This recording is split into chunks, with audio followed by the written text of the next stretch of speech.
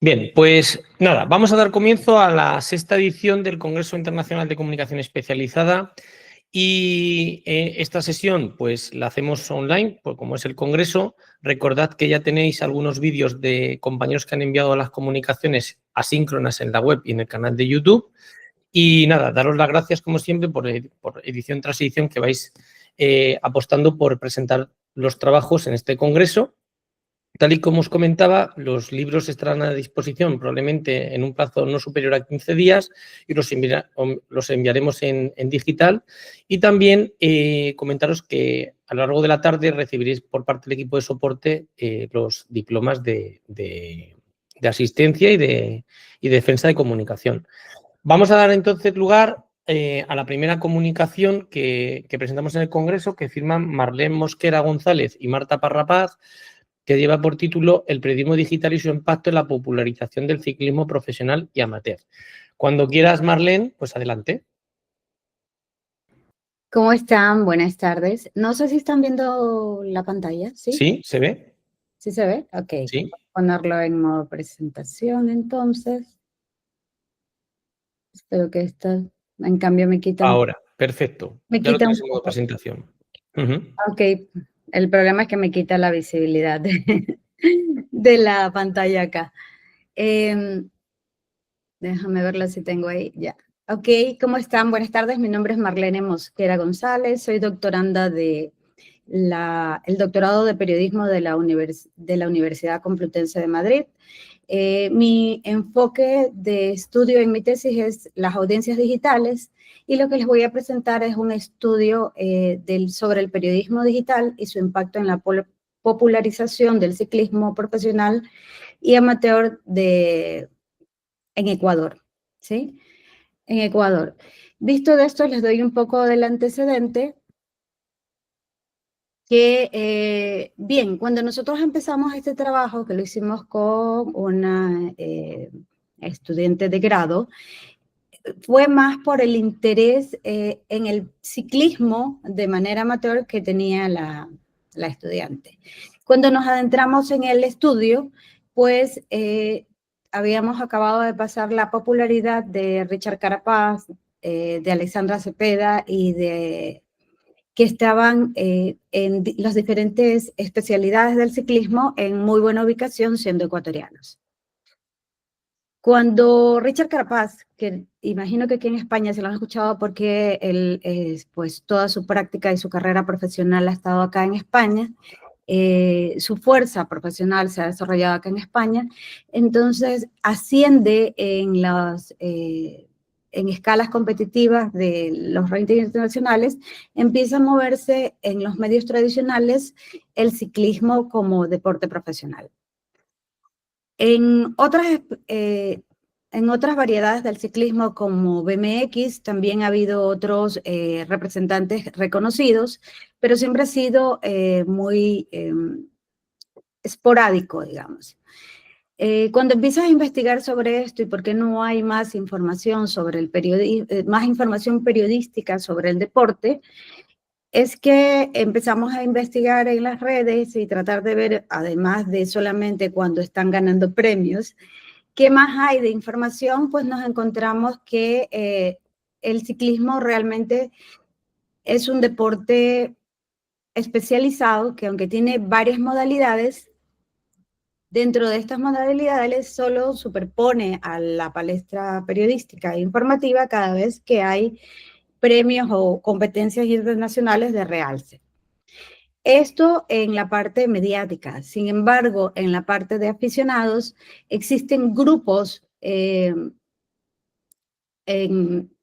Facebook y en otras plataformas, Instagram, en donde se unen y que son aficionados a la práctica de este deporte y al seguimiento de los profesionales en la parte amateur, ¿no?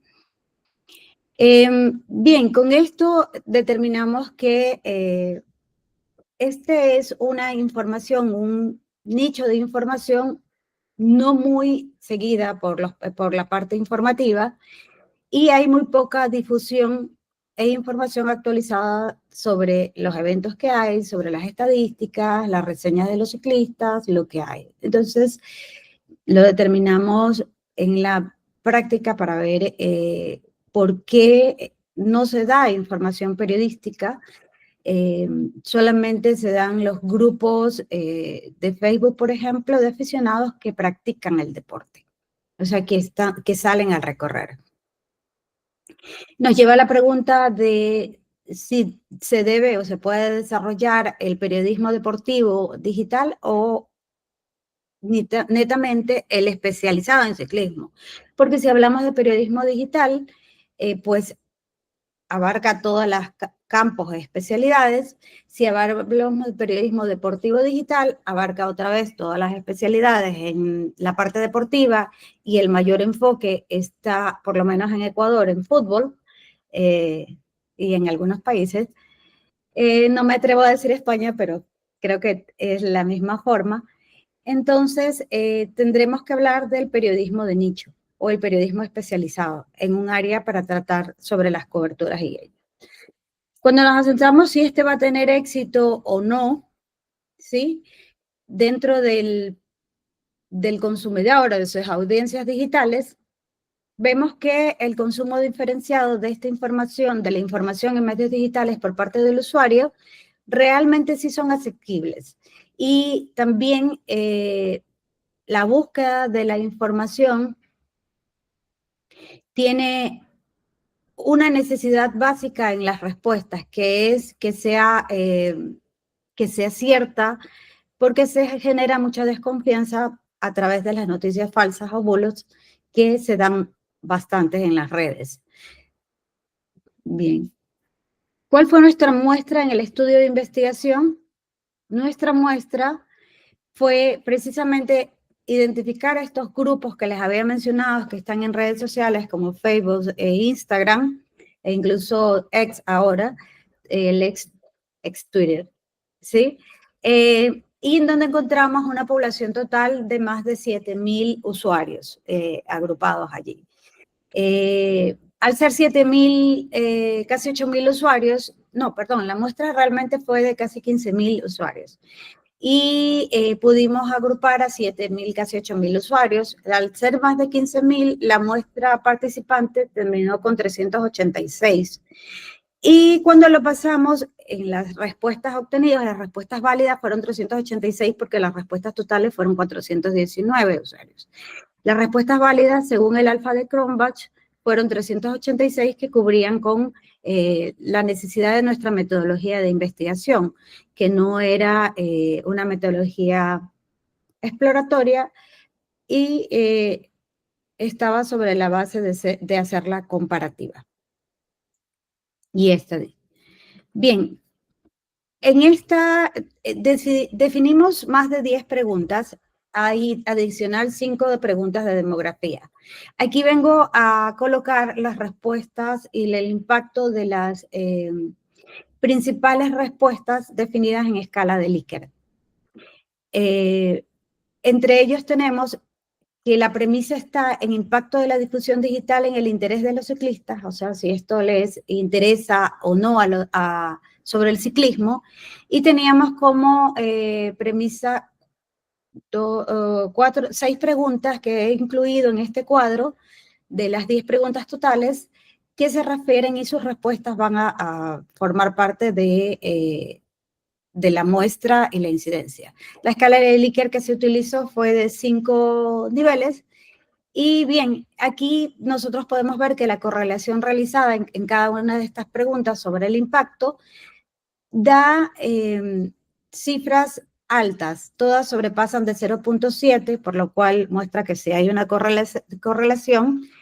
Sin embargo, nosotros tenemos que considerar que todo el público de la muestra está inmerso o conoce acerca del ciclismo. Si bien no es un deportista profesional, o puede ser un deportista profesional, sí es un aficionado al ciclismo. Entonces, para ellos, en total, el promedio, todos superaron de 0.78, 0.85, 0.75, 0.89, 0.85, 0.83. Debido a esto, en donde consideran que la difusión y la falta de difusión sí impactan el interés del ciclismo. Consideran que el deporte estaría mucho más desarrollado porque tiene grandes aficionados. Hay muchísimos aficionados y también grandes representantes profesionales que harían que tendrían un público más grande y aparte de iniciar con un público cautivo en el caso de hacer periodismo especializado y de haber medios de periodismo especializado en esta área del ciclismo, también tendrían, aportaría al crecimiento de más usuarios del ciclismo, no solamente del medio. La otra premisa que saco es la optimizar la cobertura mediática para fomentar la cultura del ciclismo. ¿Por qué optimizar la cobertura mediática? Porque como les había comentado, la cobertura mediática sobre el ciclismo solo se da en función de los principales representantes y los que tienen alguna connotación internacional. Ni siquiera local, solo internacional. Es decir, que si han logrado puestos en el ranking de competencias relevantes, es que salen realmente hacia la cobertura interna de medios. Y por lo tanto, allí la pregunta está en función si consumen o no consumen información los usuarios. En esta pregunta de si consumen o no consumen información, nosotros podemos ver como relevancia de que sí consumen información frecuentemente, que es el 0.93, que sí ha leído un medio sobre ciclismo y también el impacto de la difusión sobre los eventos ciclísticos. Ellos consideran que con la cobertura de los eventos ciclísticos generaría un mayor tráfico y una mayor búsqueda de información sobre este deporte y sobre este tipo de información mediática. Bien, otro de los puntos a exponer es la mejor difusión digital que cambiaría positivamente la cultura del ciclismo. Esta pregunta estuvo con un rango de 4, una media de 4.71 y una división estándar de 0.68 y la varianza de 0.46, lo que sugiere que las opiniones de los participantes es bastante homogénea. Todos consideran que una mejor difusión del ciclismo fomentaría y crecería la cultura deportiva en este ámbito.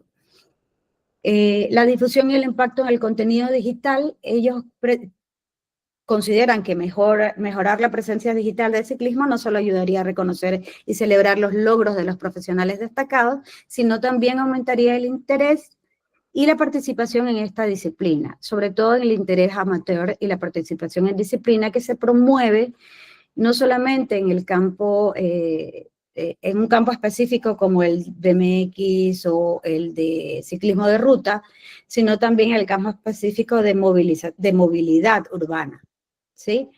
Y pues también en el tema de movilidad urbana se promueve o se trata de promover mucho más el respeto hacia este tipo de deporte y el respeto al usuario que lo realiza. Bien, como última premisa es que para más información, mayor interés por el ciclismo, se observa una fuerte asociación entre la lectura y los medios digitales y el incremento del interés del ciclismo. Definitivamente los usuarios consideran que una alta calidad en los contenidos y las estrategias de difusión, sobre todo lo que pasa es que no nos podemos quedar solamente en los contenidos, sino también la estrategia de difusión aplicada en redes para que el periodismo especializado en esta área crezca. Y con ellos también se fomente la cultura y el respeto hacia los usuarios que les gustan o disfrutan de esta cultura. Bien, con esto les doy las gracias. Soy Marlene Mosquera nuevamente y estoy abierta a las preguntas que requieran hacer. Pues muchas gracias, Marlene. No sé si hay alguna pregunta que podamos formular a este respecto. Pues si no es el caso, damos paso a la siguiente comunicación. En este caso, la que nos presenta Desiré Piromali, Marta Ibirico, María Aurora Cañadas y Laia Ortiz, que lleva por título Percepciones de utilidad, riesgos y limitaciones de la tecnología desde la perspectiva de la persona cuidadora de un familiar de Alzheimer, desde una perspectiva cualitativa. No sé si están por aquí. Sí. Sí, sí. ¿Qué tal, Hola. Yesiro? Sí. Muy bien. Perdón, estoy intentando presentar. Se me ha bloqueado la ventana aquí.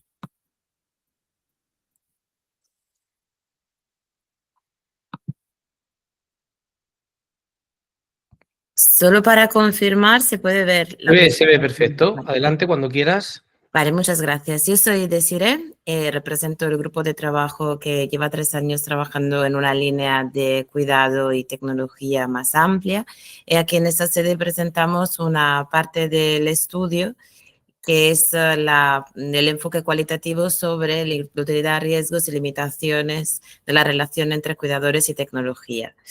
Empezando por la introducción sobre la que es la relación entre la enfermedad y el cuidado, en términos numéricos de porcentaje, el 80% de las personas con Alzheimer dependen del cuidado familiares, por lo cual estamos hablando de un número muy alto y lo que es el rol del cuidador familiar tiene una implicación muy potente a nivel de sacrificios personales, familiares, lo que pueden ser personales y de altos niveles de sobrecarga, ansiedad y disminución de lo que puede ser la calidad de vida.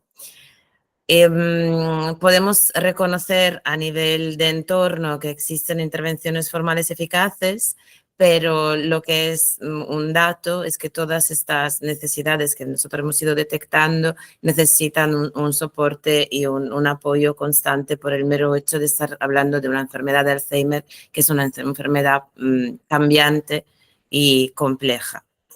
Para dar respuesta a esas necesidades, consideramos que la tecnología puede ser una herramienta clave.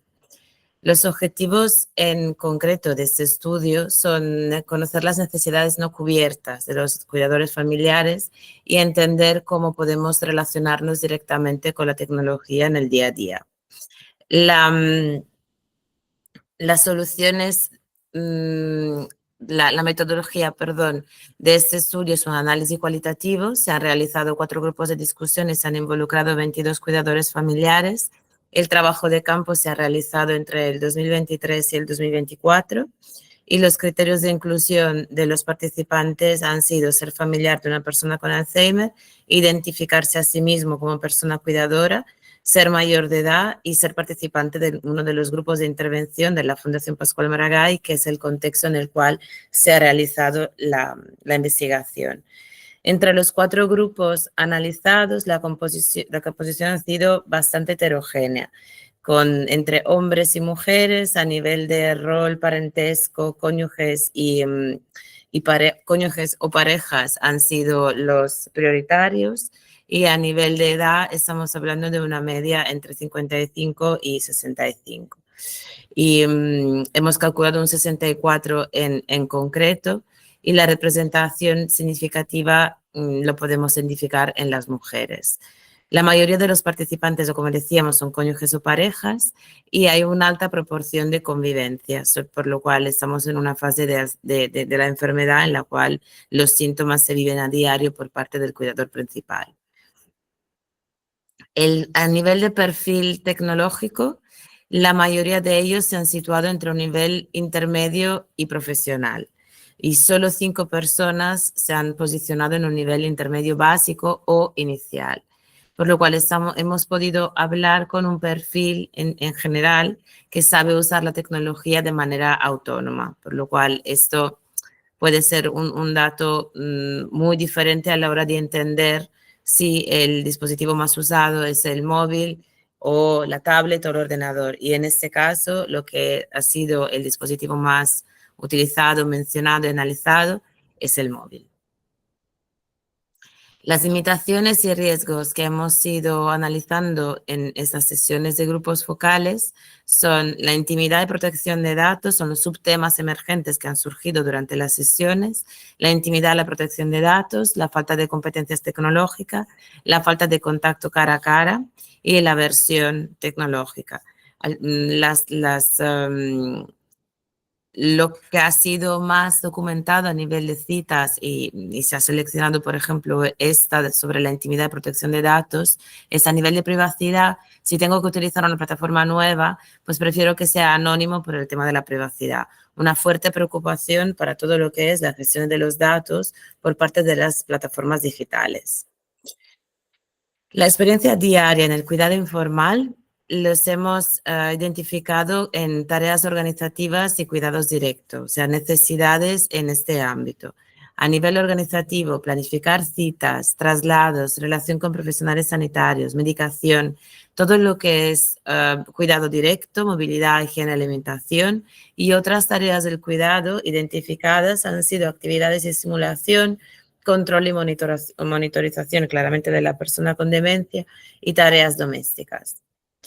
Las necesidades percibidas y a nivel de identificación de recursos útiles se ha desarrollado con reflexiones generalizadas. La necesidad de apoyo, el agotamiento, el duelo sobrevenido. Pues estamos hablando de anticipar el duelo de la pérdida de la persona allegada, la dinámica familiar cambiante para lo que pueden ser el cambio en las distintas fases de la enfermedad, el aislamiento social, dificultades para contactar con profesionales de la salud, preocupación por la veracidad de la información. Por lo cual, una necesidad importante, resumiendo las demás, es la inmediatez de la información y la personalización de la información sobre la base de necesidad específica de la fase de enfermedad. Respecto al acceso a la información, para poder luego organizar la información en categorías, definimos acceso a información, comunidad y herramientas de organización.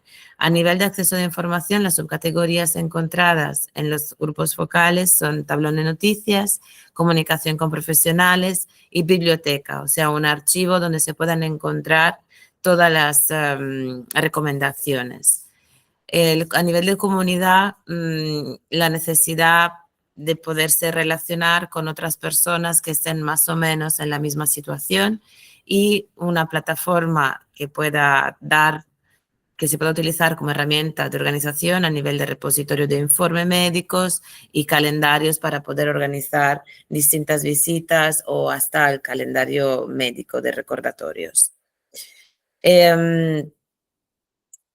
Los resultados que presentamos son coherentes con la literatura. A nivel de tecnología, se valora positivamente siempre que responda a necesidades reales. Se considera un tema importante la brecha generacional, o sea, la falta de confianza y autoeficacia en las herramientas digitales que encontramos en la literatura cuando se analizan las personas mayores de 60 años.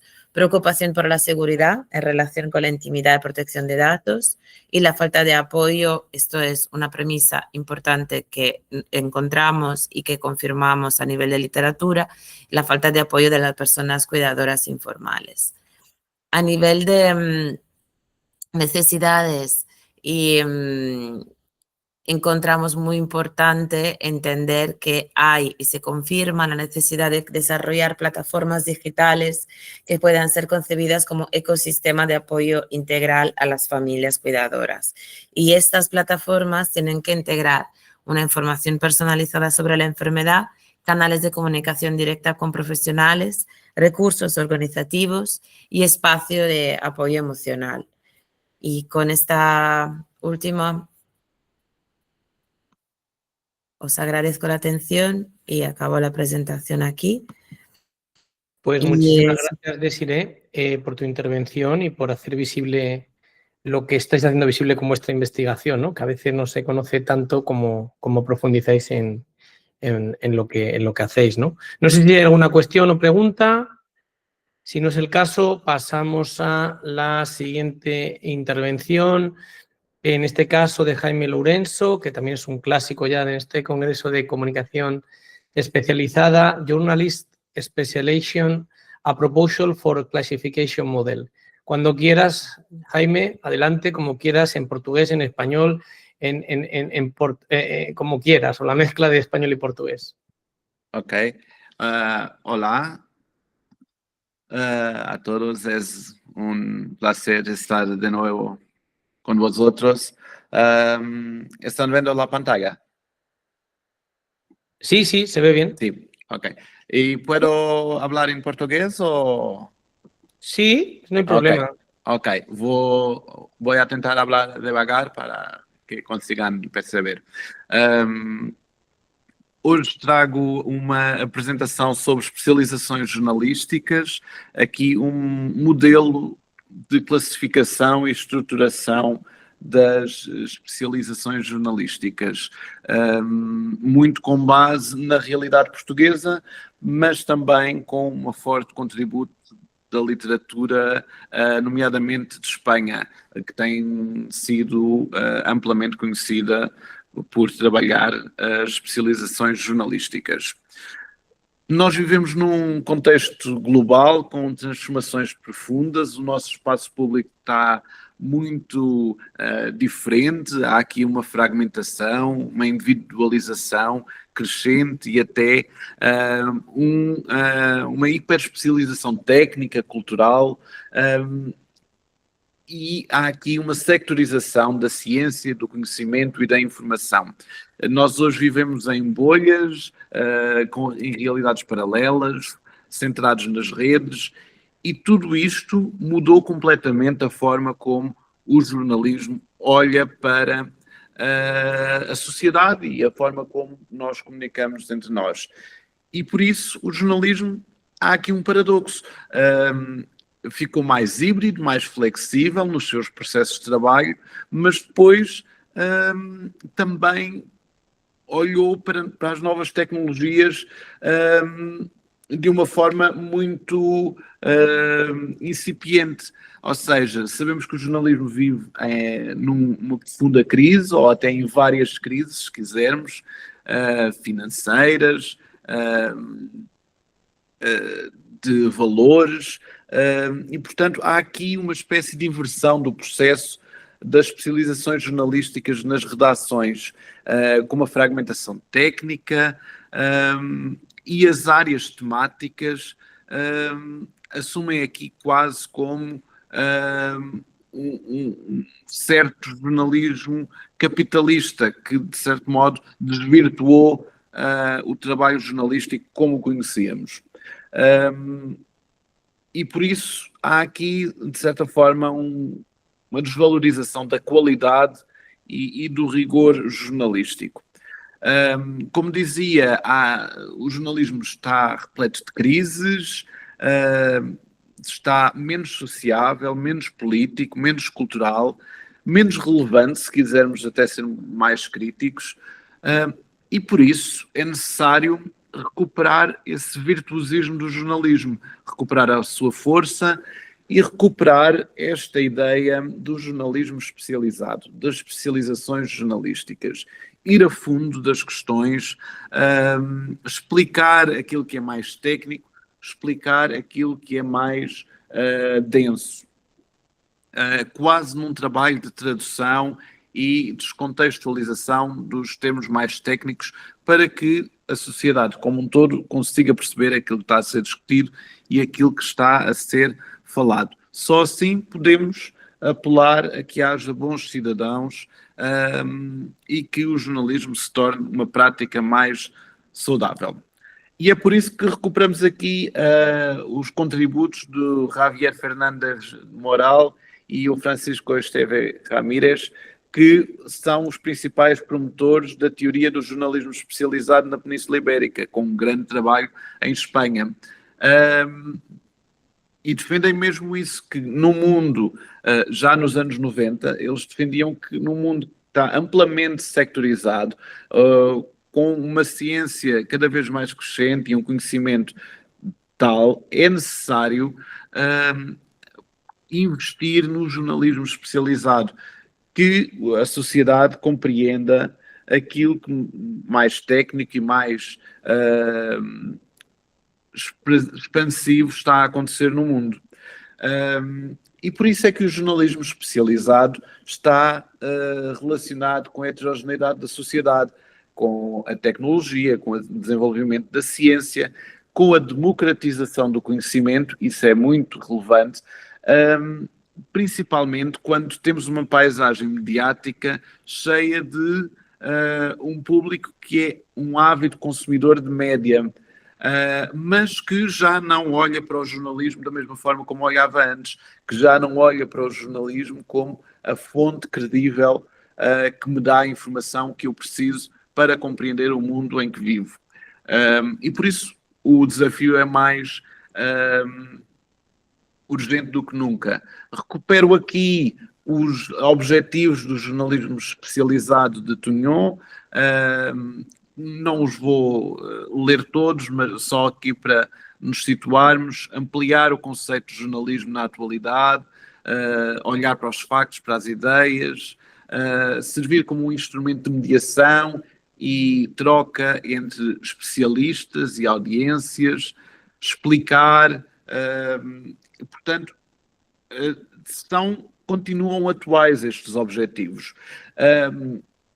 E nós deparamos hoje com um jornalismo que deve analisar a realidade. E isso deve estar na prática jornalística, nas suas múltiplas áreas temáticas, para promover uma interpretação do mundo de acordo com os interesses da sociedade atual. E por isso é necessário promover este conhecimento através do jornalismo. E, portanto, há aqui uma oportunidade de olharmos para as redações e para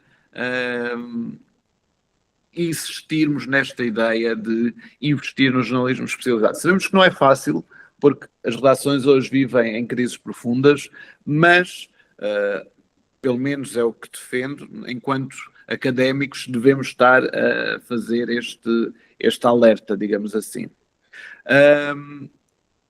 E por isso um jornalista, independentemente da sua especialização, tem que ser o mais justo, desenvolver a sua atividade de acordo com a ética, com os seus valores que nós conhecemos, tendo por base a objetividade, a autonomia, sendo o mais imediato possível, no fundo, fazendo parte da tal comunidade interpretativa da Barbie Zelizer, que tem rotinas partilhadas, códigos e conhecimentos partilhados em todo o jornalismo. E, portanto, aquilo que trago aqui hoje é uma proposta de modelo de especializações jornalísticas que olha já para o mundo atual, por base na realidade portuguesa, mas muito idêntico, por exemplo, também à realidade de Espanha. E surge aqui a necessidade de apresentar um modelo deste, que estrutura as especializações jornalísticas. Em Portugal não houve um investimento tão grande na literatura sobre jornalismo especializado como há em Espanha, mas aqui vai o modelo. Tem por base 5 variáveis, no qual o jornalismo se particulariza: o meio, o tema, a narrativa, a metodologia e a audiência, ou o público. E, portanto, há variáveis que têm as suas categorias e as suas microcategorias. Este é um modelo que pode ser permeável, pode-se mudar consoante as realidades, portanto penso que é bastante interessante. E começaria pelo meio. Como sabemos, a imprensa, onde há também a microcategoria das revistas, por exemplo, a rádio, hoje já existe também a microcategoria do podcast, televisão digital, fotografia, agência. As temáticas, que são as mais abordadas, nomeadamente a política, e com uma especialização para o jornalismo que é feito no Parlamento, internacional, podemos dividir em assuntos europeus, conflitos e guerra, no caso português, lusofonia, porque há uma grande comunidade portuguesa por todo o mundo e há aqui uma especialidade jornalística também em cobrir estes assuntos. Na cultura, e aqui divide-se bastantemente na literatura, na música, no cinema, nas artes performativas, nas artes plásticas, etc. No desporto, temos o futebol como uma grande microespecialidade. Economia, crime e justiça, saúde, ambiente, ciência, religião, a proximidade, ou o jornalismo regional, se quisermos, e o jornalismo humanitário ou de direitos humanos. Depois, as especializações com base na narrativa. o jornalismo literário, o documentário, que vai buscar as normas e as regras do cinema, mas também as novas narrativas multimédia interativas, gamificadas, transmédia, imersivas. A nível metodológico, o jornalismo de dados, o jornalismo de investigação e até podemos aqui incluir também o jornalismo de investigação histórica. E depois, aqui, orientado pelo público, pela audiência, o jornalismo de infanto-juvenil, de crianças e jovens e direcionado para séniores. Portanto, no fundo, o modelo apresenta-se assim no final. Como disse, é um modelo baseado na realidade portuguesa, mas que pode ser adaptado para as várias realidades e ajuda-nos a estruturar as várias especialidades jornalísticas consoante estas 5 variáveis. E, portanto, ajuda-nos a perceber mais neste mundo que está envolvido em várias crises, muito híbrido, muito flexível, e recordando estas especialidades jornalísticas, podemos aqui também reinvestir na importância de um jornalismo especializado, que tem de ser mais sério, mais robusto, mais rigoroso, com investimento estratégico das empresas de média, de jornalismo, e os jornalistas não podem esquecer as memórias, os códigos jornalísticos, o seu sentido. Só assim conseguiremos melhorar a prática jornalística. E agradecer mais uma vez a possibilidade de estar aqui no vosso congresso. Deixo aqui 2 capas dos meus últimos livros, exatamente sobre o jornalismo especializado ou o periodismo especializado. Muito obrigado, gracias. Pues muchísimas gracias, como siempre, Jaime. Y no sé si hay alguna cuestión que quiera alguien formular. Pues vamos con la siguiente comunicación, en este caso la que nos presenta Daniel Francisco García Rosales junto con la profesora Natalia Buinvences, que lleva por título Exploración del comportamiento de navegación en las páginas web académicas, un enfoque alternativo al ice trekking. Cuando quieras, Daniel, adelante. Vale, perfecto. Gracias, Javier. Bueno, hola a todos. Buenas tardes. Mi nombre es Daniel García, profesor del Centro Universitario UNIT, del Centro de Estudios CEDEU y de la Universidad del Atlántico Medio. Les voy a presentar este trabajo que he tenido la suerte de realizar con la profesora de la Universidad Complutense, Natalia Buin, bajo el título Exploración del comportamiento de navegación en páginas web académicas, un enfoque alternativo al eye tracking. En primer lugar, contextualizamos esta investigación. Como apuntan Peña y Trujillo, hoy en día contamos con nuevas técnicas que nos permiten analizar cuál es el comportamiento de los usuarios en los sitios web de manera no intrusiva, y estas nuevas herramientas ofrecen información sobre, entre otros aspectos, clics, movimientos, desplazamientos realizados por los usuarios en las distintas páginas web.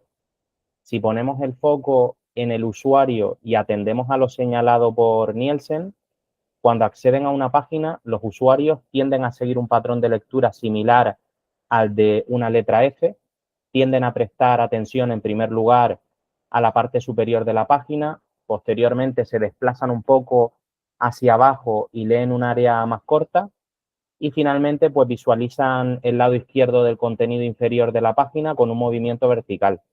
En este contexto, pues las universidades recurren a la publicidad en línea para generar tráfico cualificado en las páginas web de sus titulaciones con el objetivo de incrementar su número de alumnos y mejorar la percepción que los públicos tienen de ellas. Un segundo, ahí. Objetivos. Los objetivos planteados en este trabajo son los siguientes. Como objetivo general, analizar el comportamiento de navegación de los usuarios en las páginas web académicas a través de un caso concreto. Y como objetivos específicos, analizar el comportamiento de navegación de los usuarios en las páginas web académicas mediante mapas térmicos de clic, mapas térmicos de desplazamiento y mapas de atención, detectar los principales puntos de interés de estas páginas y las zonas de mayor interacción, comprobar si los usuarios interactúan con los elementos esperados, tales como menús, botones y formularios, y determinar la efectividad de los call to action y comparar el rendimiento basado en datos de las páginas de producto y las landing page de programas formativos específicos orientadas a la generación de solicitudes de información sobre esas titulaciones. Para poder realizar pues este trabajo hemos llevado a cabo un análisis exploratorio, descriptivo y comparativo para observar esos patrones de comportamiento en las páginas de producto y en esas landing page específicas de algunos programas formativos que pueden ver en esta tabla. Y en esta tabla pues pueden observar la muestra de estudio, son 3 páginas de producto y 3 landing page correspondientes pues a 3 másteres universitarios, un máster universitario en ciencia política, otro sobre prevención de riesgos laborales y otro sobre negocios digitales. Las variables de análisis que se han contemplado son las siguientes. Como pueden observar, comprenden sesiones, clics, mapas térmicos de clics, mapas térmicos de desplazamiento y mapas de atención. Y para recopilar estos datos se ha utilizado la herramienta de Microsoft Clarity. Pasamos a ver los principales hallazgos o resultados de esta investigación. En primer lugar, se observa que la tasa de conversión fue superior en las landing page y que el tiempo medio necesario para convertir, es decir, el tiempo necesario para que un usuario solicitara información a través del formulario incrustado en la página, tendió a ser superior también en las landing page de las titulaciones.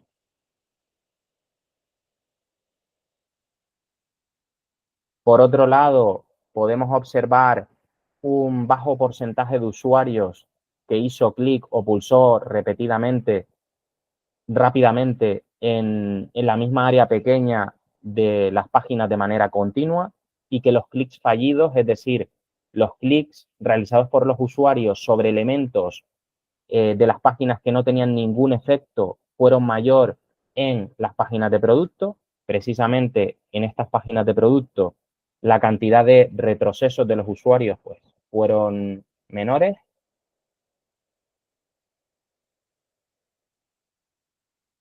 Pasamos ahora a ver esos mapas térmicos. Empezamos por los mapas térmicos de clic. Como se puede observar en esta imagen, los mapas térmicos de clic revelan el motivo por el que las tasas de clic fallidos eran precisamente elevadas, especialmente en las páginas de producto de estos programas formativos. Se debe a que son clics realizados por los usuarios en iconos con apariencia de botón, estos de aquí que pueden observar en esta imagen, pero que realmente no eran elementos interactivos. Pasamos a ver ahora los mapas térmicos de desplazamiento. Por lo que respecta al desplazamiento de los usuarios a través de las páginas web analizadas, la mayoría de los usuarios llegaron a visualizar los formularios incrustados en la parte superior de las landing page. Sin embargo, no todos llegaron a desplazarse hasta el call to action solicite información y beca en las páginas de producto, donde este elemento no se situaba en la parte inmediatamente superior, como se puede observar también en esta imagen. En este lado izquierdo pues está la página de producto, en este caso pues del máster universitario en prevención de riesgos laborales, y con respecto a ese mismo máster, en este lado derecho pues pueden observar la landing page, tanto página de producto como landing page, en versión web, en versión escritorio y en versión móvil, y pueden ver ahí pues hasta dónde se ha desplazado o se ha tendido a desplazar el usuario en ambos casos. Y finalmente pues pasamos a ver los mapas térmicos de atención. Por lo que respecta a los mapas térmicos de atención y en consonancia con lo que acabamos de señalar, los usuarios tendieron en líneas generales a pasar más tiempo en las partes superiores de todas las páginas analizadas. Como conclusiones, por tanto, podemos señalar que las landing page analizadas presentan una mayor tasa de conversión que las páginas de producto, fruto de su optimización con ese objetivo para convertir y el tráfico cualificado recibido en las landing page específicas procedentes de campañas publicitarias de pago. El tiempo medio para convertir fue mayor en estas landing page, algo que necesariamente pues, no es un aspecto negativo. Y en casos como este queda patente la utilidad de estas técnicas de análisis de comportamiento web en remoto que ayudan a detectar problemas de diseño, como el comentado anteriormente, relacionado con esos elementos aparentemente interactivos y que en el fondo pues, no lo eran. Y a modo de cierre, el patrón de comportamiento de los usuarios que navegan por todas estas páginas web se caracteriza a su vez por un escaso desplazamiento y una atención prestada principalmente a la parte superior de las páginas. Esto es todo. Muchas gracias.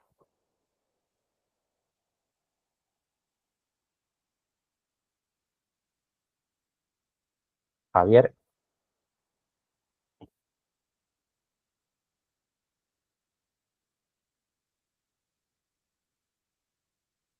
¿Me escuchan? Espero que me hayan escuchado. Sí, perdóname, vale. Daniel, que justo me estaba entrando una llamada de teléfono. Un segundito, ¿eh? Vale. Perdón, Daniel, un segundito. Vamos ahora con las... No sé si hay alguna pregunta a lo que has puesto, Daniel. Pues vamos entonces con la siguiente comunicación que presentan Alfonso Muerza Ferrer, Pilar Dobón Robux, Cayetano Espinosa y Raquel Crisóstomo Gálvez, que lleva por título Análisis del podcast corporativo en España, una aproximación cualitativa. Cuando quieras.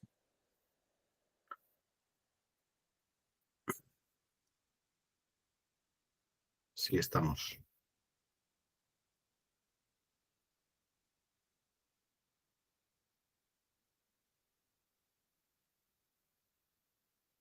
Estamos viendo el último punto.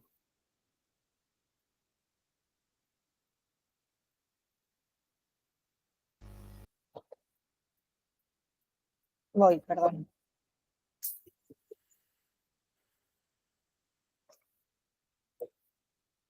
Bueno, buenos días. Les presentamos hoy nuestra investigación, análisis de podcast corporativo en España, una aproximación cualitativa. Los autores de este estudio somos la doctora Pilar Dobón Robux, el doctor Alfonso Muerza Ferrer, la doctora Raquel Crisóstomo Gálvez y el que les habla, Cayetano Espinosa Hueso, todos afiliados a la Universidad Internacional de Vigo. Esta investigación se enmarca en un proyecto más amplio que estudia el podcast corporativo como herramienta de responsabilidad social corporativa para la comunicación de los objetivos de desarrollo sostenible. Nuestro punto de partida es el auge del podcast como canal de comunicación estratégica en el entorno digital. Este formato se ha convertido en una herramienta estratégica que permite narrativas profundas y personales aprovechando la proximidad de la voz. El podcast ha trascendido su uso inicial recreativo para ser una herramienta estratégica en el ámbito corporativo. Su objetivo global es ayudar a las organizaciones a alcanzar sus metas empresariales mediante la comunicación interna y externa de manera coordinada. El branded podcast refuerza el valor emocional de los intangibles y ayuda a construir una cultura de marca de manera orgánica y duradera. Genera además un vínculo a largo plazo con la audiencia e incrementa el recuerdo de marca.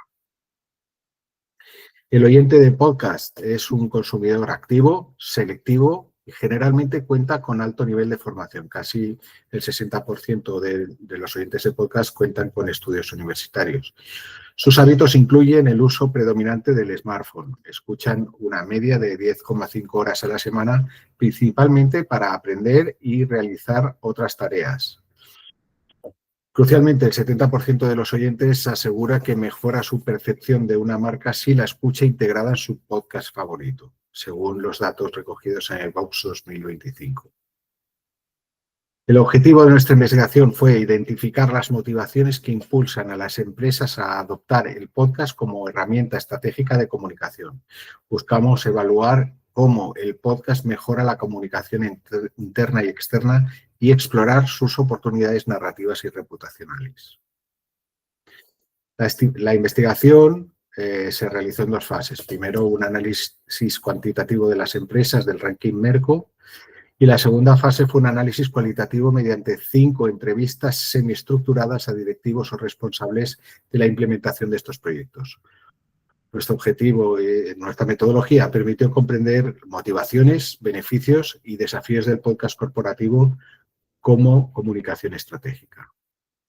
Se entrevistó dentro de la metodología a responsables de 6 empresas innovadoras del ranking Merco, de 4 Casas, del Grupo Social 11, del Grupo Planeta, de EY, de Mafre y de EAE Business School. Los resultados indican que el podcast se usa para compartir conocimiento y reforzar la marca. Y se valora su versatilidad, su bajo coste y su alta capacidad relacional. El crecimiento del consumo en España impulsa su presencia multiplataforma en Spotify, iVoox y diferentes plataformas para adaptarse a los nuevos hábitos.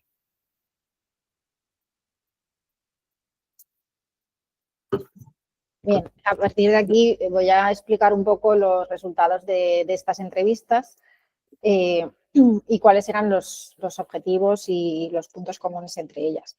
En cuanto a la estrategia que tenían estas empresas, en primer lugar, el Grupo Social 11 utiliza el podcast como un canal complementario a su plan integral por el compromiso que tiene este grupo con la accesibilidad, la discapacidad visual y la inclusión.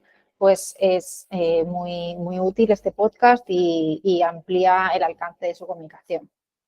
4 Casas, por su parte, tiene un contenido especializado centrado en la actualidad jurídica. Es de divulgación de conocimiento experto, pero dirigido a abogados principalmente. Refuerza el posicionamiento como firma de referencia y además, pues al utilizar a sus propios profesionales como generadores de contenido y entrevistados, fortalece el orgullo de pertenencia entre sus empleados. Por otro lado, EY tiene un podcast de sostenibilidad que se entiende solamente integrado en un ecosistema de contenidos más amplio sobre sostenibilidad, que incluye una newsletter, un perfil en LinkedIn y otro tipo de materiales más densos, también muy técnicos, muy especializados, y el podcast sirve como un canal divulgativo para llegar a nuevos públicos y también para reforzar el liderazgo intelectual en la materia de sostenibilidad. EAE Business School tiene un podcast ahora mismo en eventos presenciales que utilizan como una herramienta de networking principalmente y también de posicionamiento, y ha evolucionado de un enfoque más divulgativo en el que participaban los docentes a una orientación más institucional en la promoción de actividades y en su posicionamiento como escuela innovadora. Ya terminando este apartado, está Planeta de Libros, que tiene un podcast de entrevistas a autores con humor que busca fidelizar a la audiencia y fomentar la lectura, humanizar la marca y crear cercanía con los lectores y a la vez crear notoriedad de marca, promocionar contenidos y dar a conocer a todos los autores que tiene el grupo. Y para finalizar, Mafre tiene un podcast interno que busca llegar a empleados más jóvenes y crear engagement con los trabajadores, y por último generar conversación, que dentro de la empresa se hable de este podcast y de las noticias que se difunden. En cuanto a la producción, contenidos y públicos, algunas de las empresas tienen una gestión interna, lo que hace que se refuerce la identidad y la coherencia institucional, y otros apuestan por una producción externa que, bueno, permite una mayor profesionalización técnica y, al tomar cierta distancia en las entrevistas, una mayor objetividad, como por ejemplo pasa con el Grupo Planeta. Para generar contenidos es clave en todas ellas la facilidad que tienen para generarlos, ¿no? Son empresas que tienen mucho saber hacer, mucho conocimiento, muchos profesionales, fuentes propias, y esto lo aprovechan pues para contar historias, para difundir conocimiento o para ese posicionamiento, ¿no? Tienen un acceso privilegiado a contenidos de calidad que les permite pues ser duraderos en el tiempo, que no sea pues un fogonazo, sino un plan a largo plazo. En cuanto a los públicos, algunos de ellos buscan interactuar con la audiencia de forma más directa, por ejemplo, grabando episodios con público presencial, en el caso de Planeta y EAE, o generar espacios de conversación directa. Lo más recurrente es que utilicen el género de entrevista o conversación porque genera mayor cercanía, espontaneidad, confianza y ayuda a ese objetivo de humanizar la marca. Bien, sobre innovación, sostenibilidad y proyección reputacional, las entrevistas nos han mostrado cómo el podcast es un vehículo de imagen corporativa que ayuda a las empresas a proyectarse como innovadoras, modernas y primeras en su sector, ¿no? como divulgadores o como excelentes profesionales. Y nos interesaba ver cómo integraban los objetivos de desarrollo sostenible en los contenidos. Hemos visto que hay una presencia desigual, que algunas empresas lo abordan de forma explícita, por ejemplo, EY, ¿no? con ese podcast directamente que habla sobre sostenibilidad, o Mafre al hablar de bienestar laboral, y otras tienen los ODS como algo implícito, ¿no? Ellos al hacerlo no piensan ni en ODS ni en RSC, aunque pues haciendo una mirada un poco más profunda, se puede ver que lo tienen como telón de fondo y que sí que suele estar presente en sus contenidos y en su estrategia. Bien, el podcast permite crear sinergias mediáticas, aprovechar también el contenido de los podcasts para otras plataformas, otras herramientas que tienen.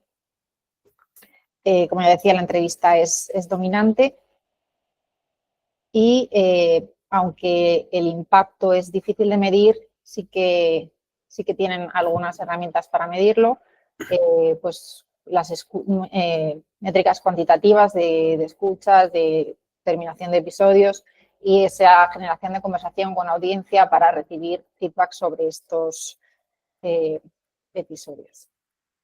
Y en esta línea, pues el podcast se utiliza como una herramienta relacional que genera vínculos emocionales y sentido de comunidad con los usuarios. Fortalece la relación con estas audiencias y a la vez sirve para divulgar y para fortalecer el posicionamiento institucional.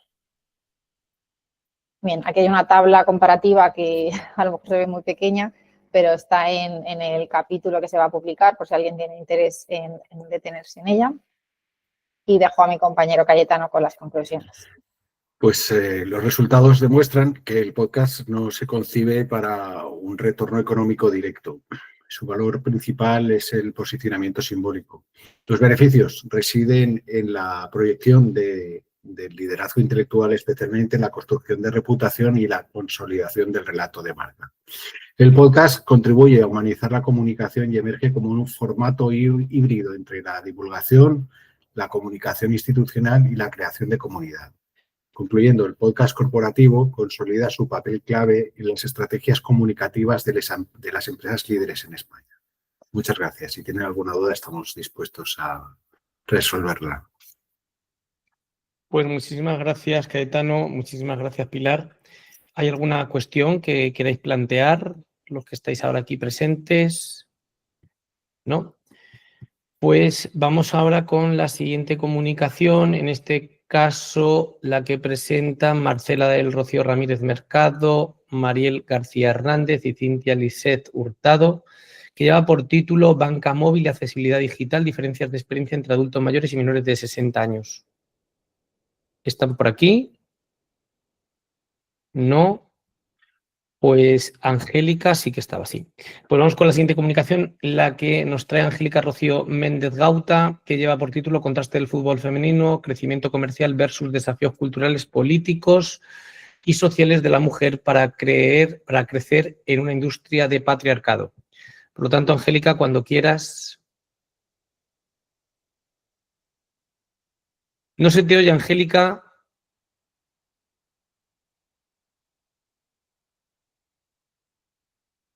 A ver ahora. Yo no la oigo, no sé si a lo mejor el resto sí. No, no se la escucha.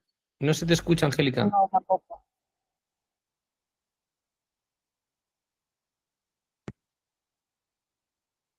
No.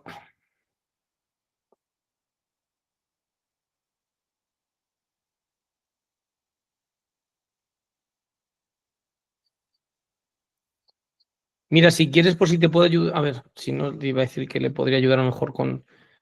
A ver si con unos cascos.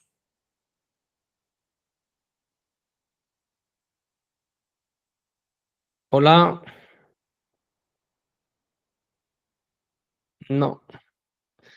Mira, Angélica, una cuestión, a ver si te puedo ayudar. En la línea de puntos al lado del botón de colgar, pincha la línea de puntos y vete a configuración.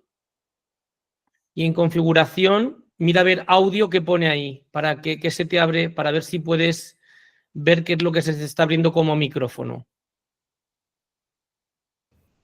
Ahí, Ahora sí. perfecto, gracias. Venga, fenomenal. Súper, muchas gracias, qué pena.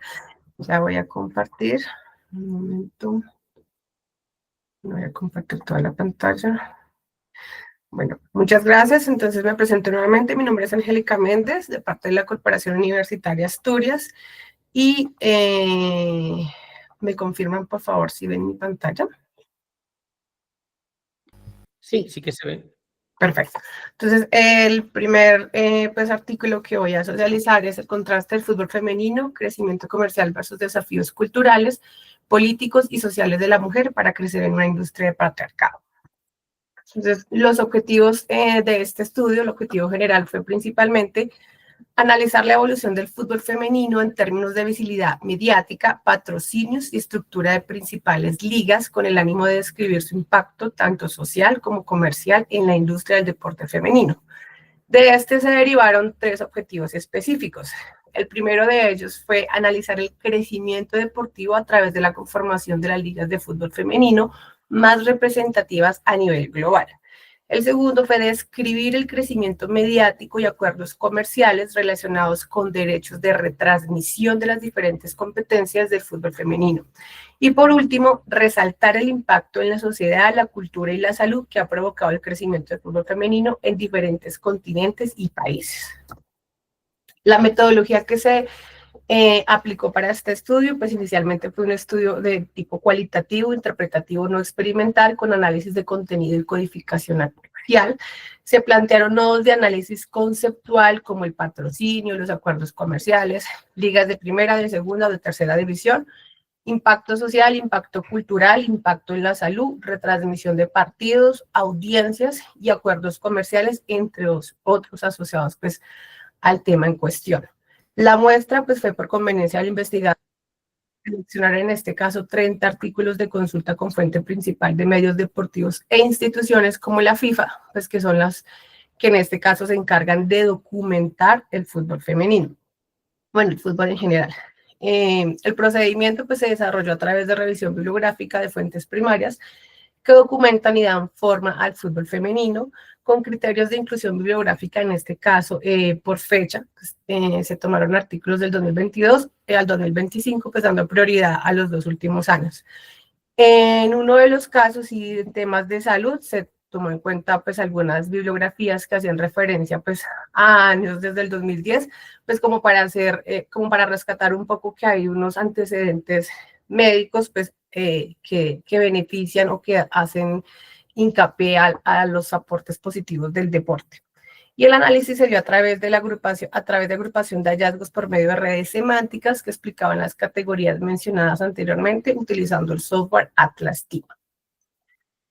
La justificación, pues la investigación es, creo que en los objetivos se puede interpretar gran parte de la relevancia del tema. Pues primero es un tema de deporte que es de interés general y pues en cuestión al congreso en el que estamos participando, pues estamos mencionando temas de visibilidad mediática, patrocinios, impacto a nivel social, impacto a nivel comercial y pues obviamente tiene toda la relación con las diferentes líneas de investigación que se puedan derivar de lo que es la comunicación. Ya entrando a los resultados, pues se construyeron diferentes redes semánticas. En una de estas tenemos entonces que la FIFA, pues todos sabemos que la FIFA es la organización miembro que pues tiene como toda la jerarquía y la estructura para organizar el fútbol, no solo desde el deporte visto como fútbol femenino, sino obviamente sabemos que el antecedente principal es del fútbol masculino. Entendemos que hay una estructura y pues al documentar y hacer la revisión correspondiente, pues sabemos que la FIFA está organizada pues por unas federaciones miembro y a la vez por unas confederaciones. Estas confederaciones pues en sí representan a 120 países y han venido creciendo a lo largo de la historia, y esta estructura jerárquica es la que permite que los diferentes planes y programas de la FIFA dirigida tanto a fútbol femenino como masculino, pues de una u otra manera tengan crecimiento. Aquí en adelante y en el documento escrito, todos los resultados y datos que se presentan son relacionados al fútbol femenino, puesto que ese es el enfoque del estudio. ¿Qué más se pudo construir y evidenciar? Pues que obviamente la FIFA pues tiene fortalecimiento de programas no solo para las escuelas, para los clubes, sino también para la formación de árbitros y árbitras, en este caso, para la formación de entrenadoras, y que más adelante vamos a ver que son cifras que están un poco bajas. También pues se muestran los diferentes torneos oficiales federados, y pues que han venido creciendo a lo largo de la historia, que han venido aumentando la cantidad de equipos o ligas que participan en los diferentes mundiales, que en este caso son los más reconocidos, como el Mundial Femenino, Mundial Futsala, bueno, hay diferentes torneos que de pronto conocemos nosotros. Por otro lado, está el crecimiento de las ligas, ¿sí? Entonces tenemos acá que la FIFA muestra un sustancial crecimiento de competencias organizadas desde las diferentes confederaciones. Esta es una cifra que creería yo es bastante sorprendente.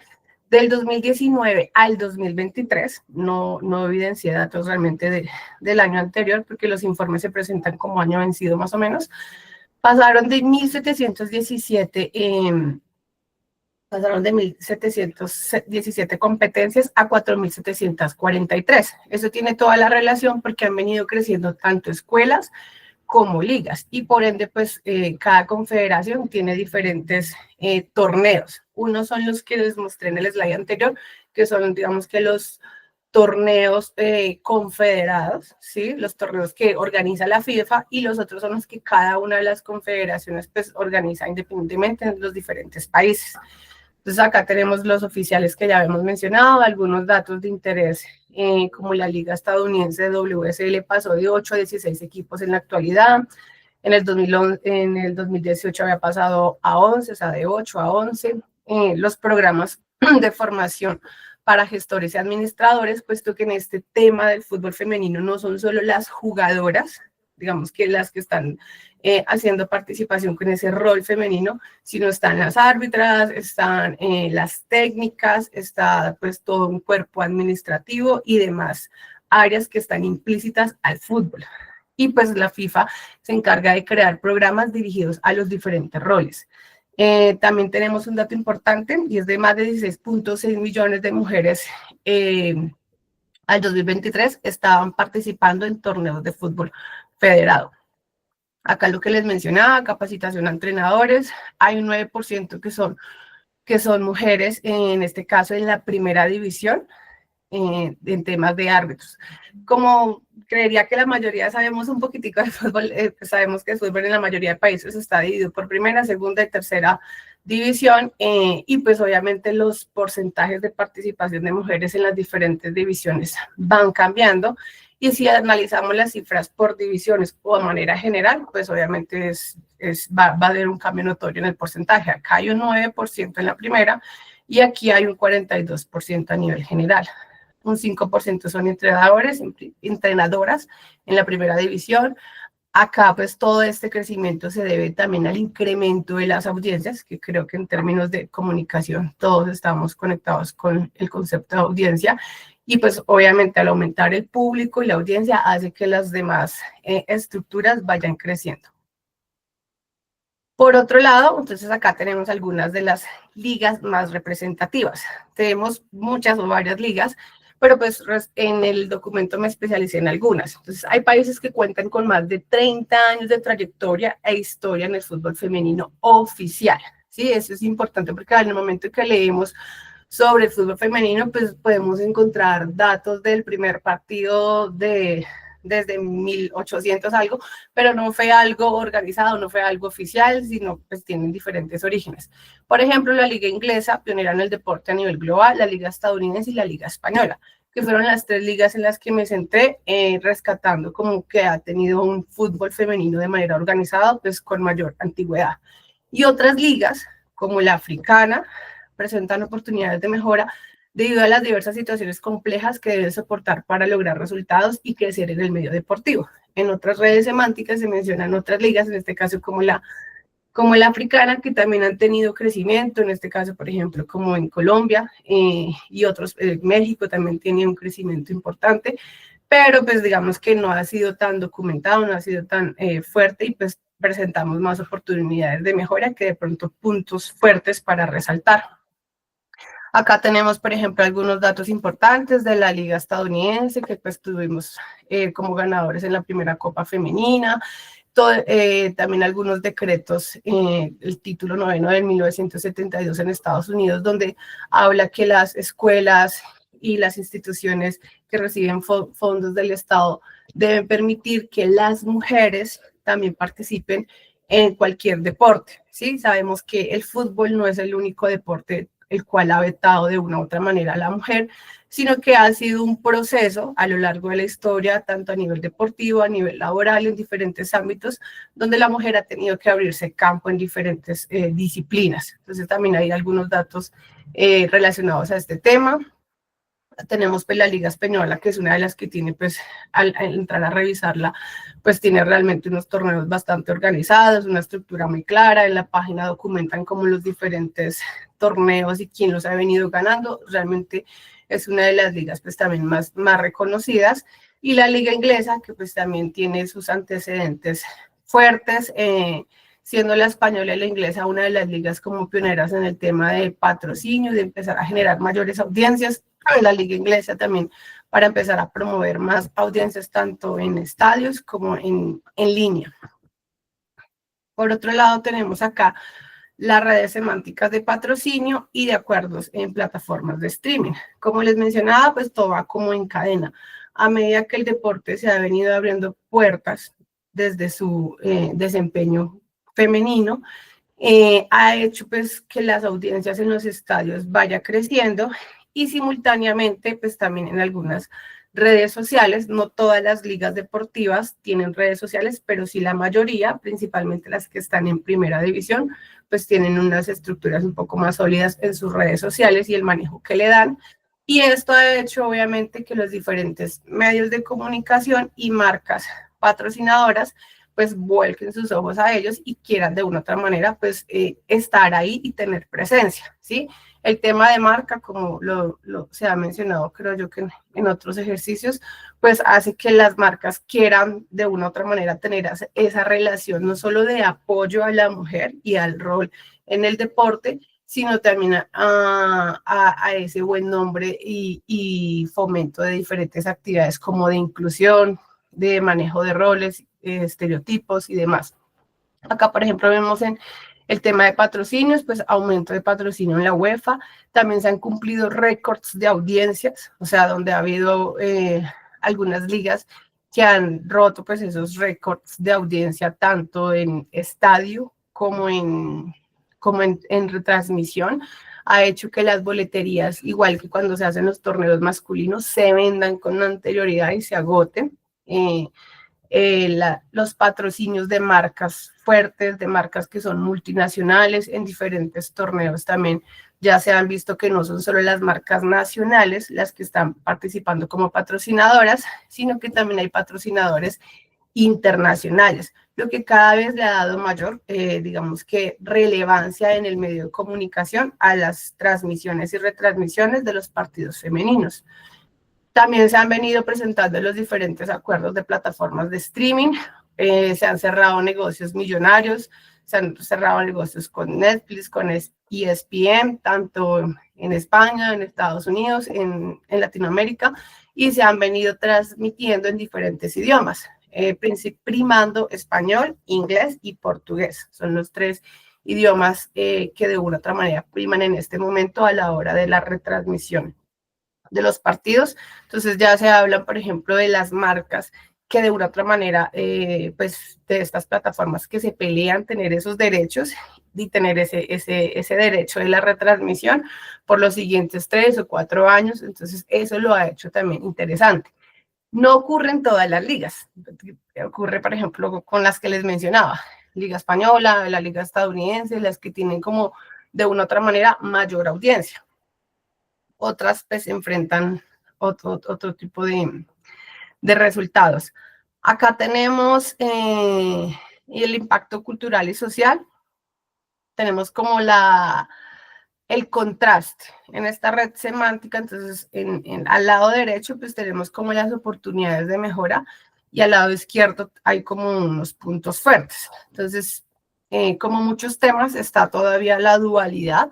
Lo que se documenta y cuando se empieza a leer sobre el fútbol femenino, pues se habla de que ayuda a romper estereotipos, que ayuda a que la mujer se sienta empoderada, que ayuda a dignificar el papel de la mujer en la sociedad a nivel cultural, como estos que están acá, impacto del estado físico y la salud. Hay unos datos que fortalecen que las mujeres, y no solo las mujeres, sino hombres y mujeres que participan a temprana en ligas deportivas, pues tienen obviamente un mejor desempeño físico a lo largo de su vida, hay menores probabilidades de padecer obesidad u otro tipo de enfermedades, mejor rendimiento académico, también aumenta la probabilidad de adquirir un trabajo no necesariamente ligado al tema deportivo, entre otras, y a la vez también hay unas oportunidades de mejora que hacen contraste con lo que vemos en la literatura, como una deficiente cobertura mediática,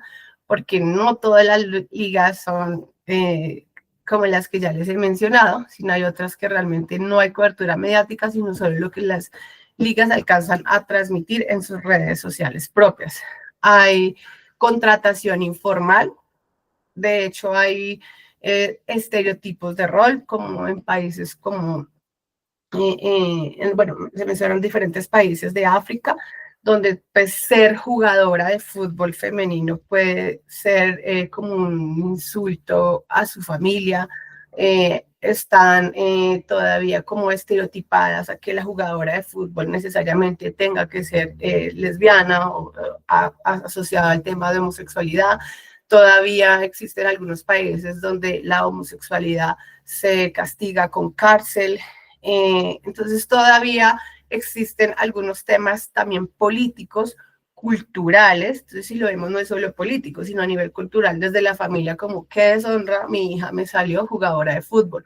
Hay falta de apoyo del gobierno, no se pueden dedicar solo al fútbol, algunos lo tienen que hacer, digamos que de manera clandestina, en otros casos no hay remuneración. Entonces, aparte de que no hay contratación informal, pues en otros casos no hay remuneración, no hay cobertura de salud, sino las mismas jugadoras deben pagar pues su empresa prestadora de salud, entre otras. Entonces, aún es un tema que pues tiene como lo bueno y lo malo, ¿sí? Hay unos países claramente que tienen mayor apertura a muchos temas, tanto culturales, deportivos y demás, y pues ha hecho que sus audiencias crezcan y pues de la mano crece la estructura general del deporte. Por otro lado, pues obviamente hay otros países que todavía son un poco cerrados cultural y políticamente al tema de las actividades tanto laborales como deportivas que puede ejercer una mujer, y eso hace que su crecimiento sea más complejo,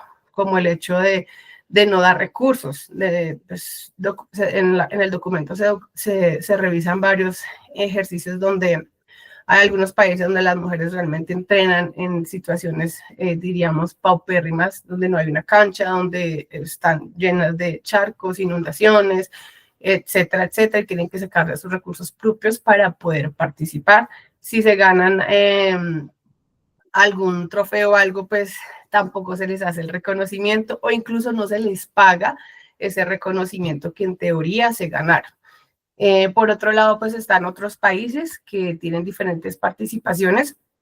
Esta es como la más reciente, la celebración de la Semana del Fútbol, en este caso femenino. Diferentes países hicieron diferentes actividades, ferias, eventos, donde incluían tanto niñas, adolescentes, llevaron pues, celebridades ya del fútbol femenino reconocidos, hicieron mini torneos. Entonces está Indonesia, Puerto Rico, Paraguay, Ghana, Panamá, Colombia, entre otros, que hicieron diferentes actividades en esa semana del fútbol femenino, pues de una u otra manera también buscando mayor inclusión a las diferentes edades que pueden hoy en día participar en el fútbol femenino. Como conclusiones, pues podemos, digamos que ya se ha venido mencionando, decir que el deporte ha venido avanzando notoriamente. Sin embargo, pues como les mencionaba, hay algunos países donde hay restricciones sociales, culturales y políticas que han hecho de este un camino un poco más parsimonioso. Respecto al tema de los estereotipos, que es parte del centro del artículo, pues están las dos facetas. Por un lado se trabaja en romper esos esquemas de pensamiento dominante y machista, y por el otro está la realidad aún vivida en diferentes países, siendo víctimas de acoso y de rechazo social. Esto es algo muy importante. En una de las redes semánticas se muestra algunas cifras de mujeres que en el medio deportivo son víctimas de acoso sexual y pues como les mencionaba, nada de ser estereotipadas. Hay carencia de regulación en el medio, todavía no hay una normatividad que diga cómo se deben contratar, en teoría, en qué rango se les debe pagar y etcétera. Hay un abismo aún que separa las condiciones de la liga femenina a la liga masculina en términos salarial, contractual, instalaciones y demás. Si bien la FIFA trabaja en proyectos y programas de igualdad social para cumplir con esos objetivos, porque realmente al hacer esa revisión bibliográfica hay bastantes trabajos y en compañía con otras instituciones y organizaciones, aún hay barreras en diferentes ligas que de una u otra manera dificultan que se pueda llevar a cabo. Y los medios de comunicación, marcas patrocinadoras, empresas de streaming y medios tradicionales han cambiado su forma de percibir las ligas femeninas, reflejando mayor interés para empezar a hacer esos acuerdos que les mencionaba y pues obviamente permiten ese aumento de audiencias tanto digitales como presenciales. Entonces, este fue el primer ejercicio. No sé. Vamos con el siguiente, Angélica, ya de paso, porque yo creo que tiene como una especie de continuidad también por la temática que estás trabajando, que es análisis de contenido publicitario en televisión abierta en Colombia, estereotipos, roles de género y expresiones de desigualdad social. Perfecto, sí, señor.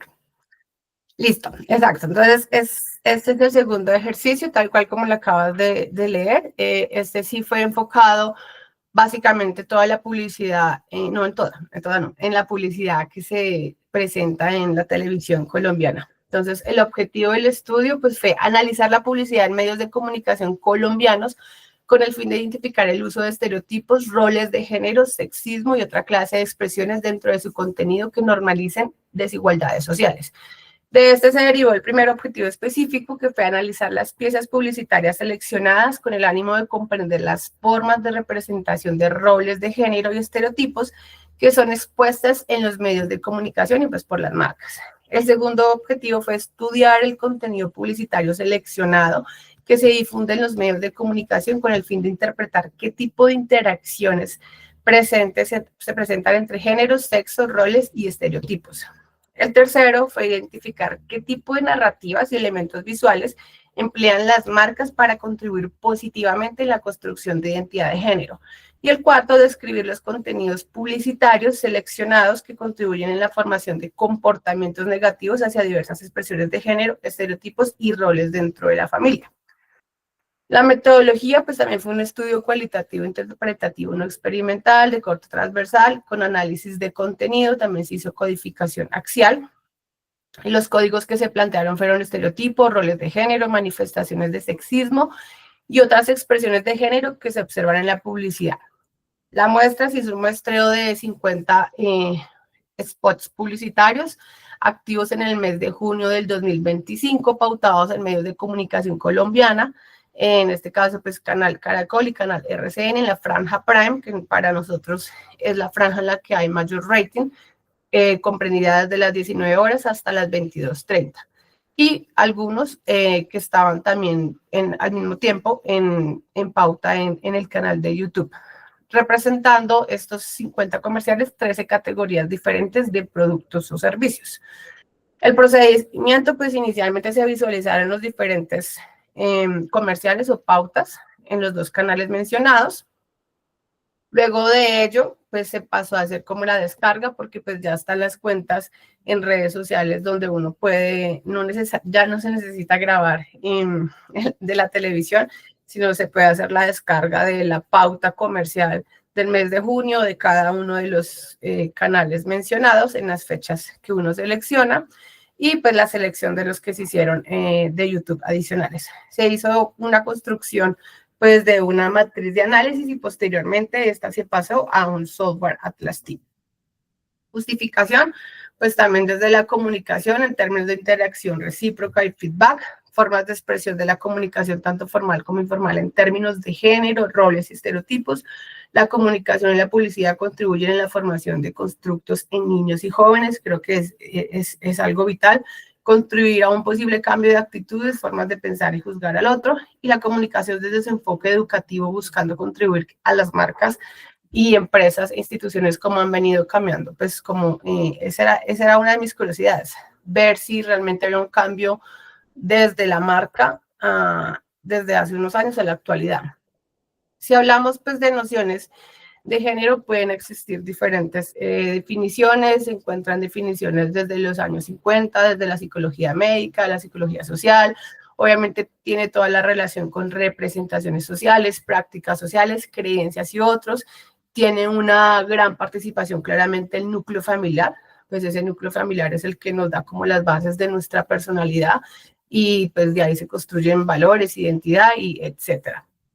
También está como la definición básica que nos da la RAE de qué es género, entendido como un grupo al que pertenecen los seres humanos de cada sexo, entendiendo desde un punto de vista sociocultural, en lugar de exclusivamente biológico. Entonces ahí ya aparecen las dos vertientes. Y también lo hablamos desde la RAE como una categoría gramatical, y creo que todos estamos en ese auge de ver que el sexo o el género, perdón, se interpreta no solo desde si es hombre o mujer, con este arraigo de su componente pues, sociocultural, sino también de ver si la palabra, la profesora, la docente, el profesor, el niño, la niña, pues implica que se sea femenino o se sea masculino. Todos estos elementos nos permiten crear una identidad de género y pues se marca una diferencia con el sexo, que el sexo se ha venido pues principalmente describiendo como ese componente biológico, genético, que no va a cambiar a lo largo de la vida. Si bien pues existen cirugías donde las personas pueden hacer un cambio de género, pero genéticamente pues estamos hablando de si es hembra o si es macho, ¿cierto? Por decirlo así.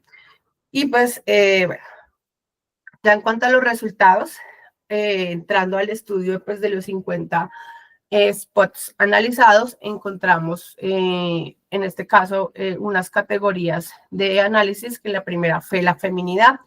Para mi sorpresa, y digo grata sorpresa, debo decir que en el análisis del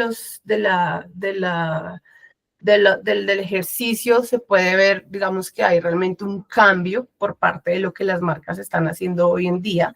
Vemos que un 28% de los casos estudiados, primero no se identificaron figuras femeninas necesariamente, por otro lado participaron como actrices o modelos mujeres, niñas y adolescentes de diferentes grupos etarios, donde predominó en un 20% el grupo entre los 30 y los 40 años, ya no necesariamente los más jóvenes de 18, 20, 25.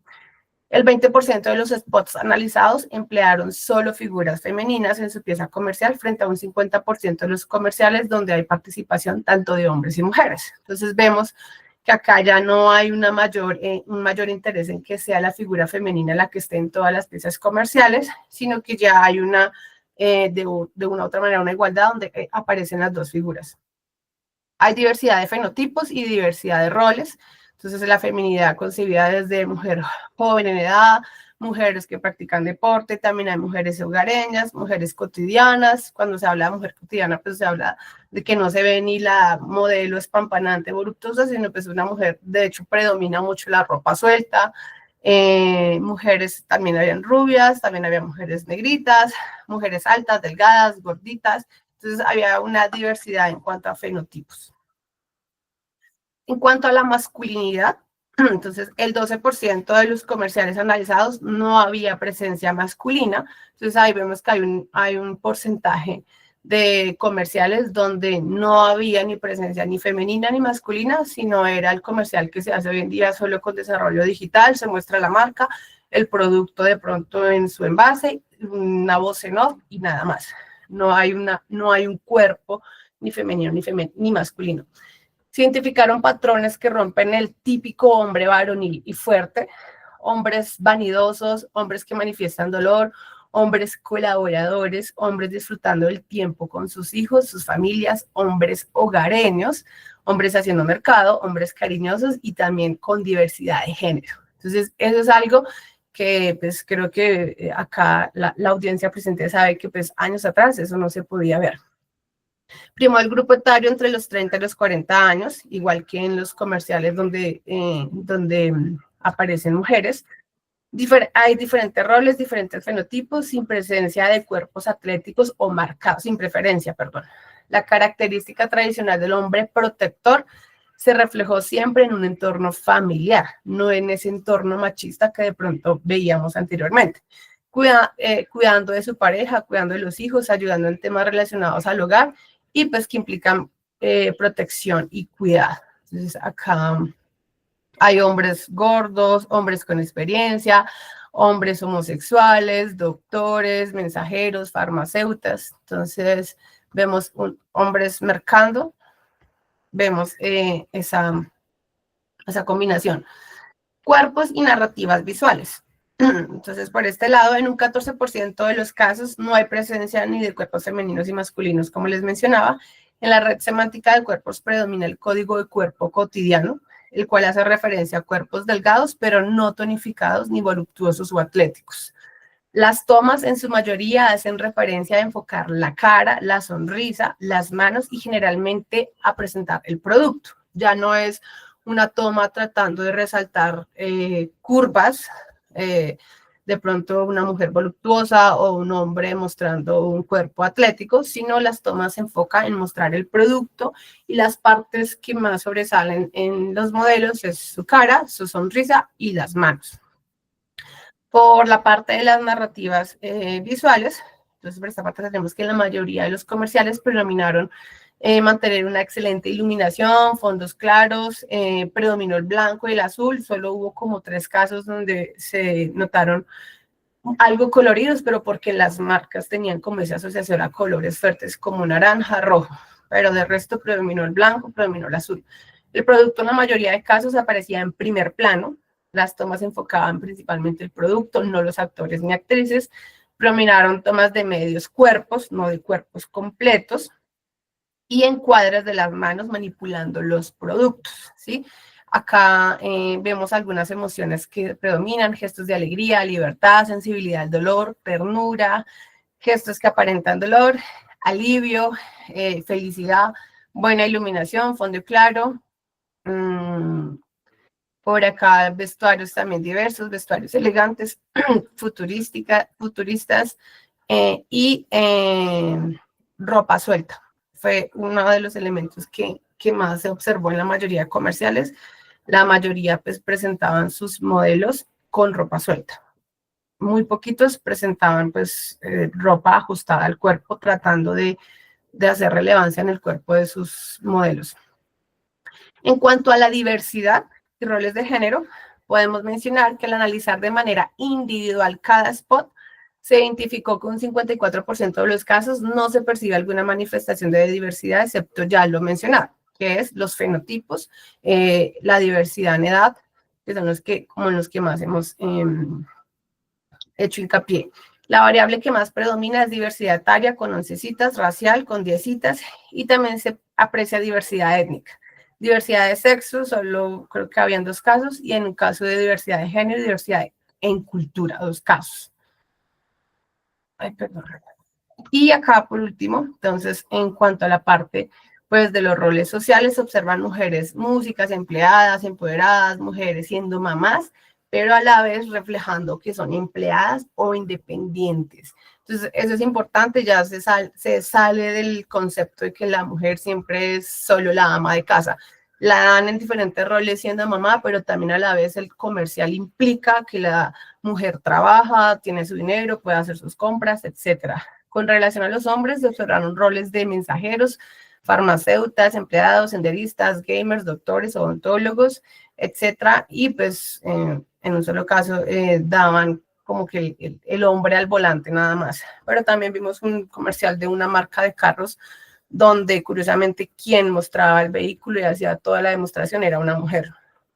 También se pudo observar a hombres cariñosos siendo padres, que fueron pues de los códigos con más citas, cocinando. La verdad, la mayoría de marcas en las categorías de alimentos primó la participación del hombre cocinando, mercando o atendiendo a la familia antes que la mujer, siendo hogareños, siendo esposos, compartiendo con sus hijos y disfrutando en familia. Entonces acá, pues, si hacemos un poquito de zoom, pues podemos ver los diferentes códigos asociados a los roles a la derecha de los hombres y a mi izquierda, pues, de las mujeres.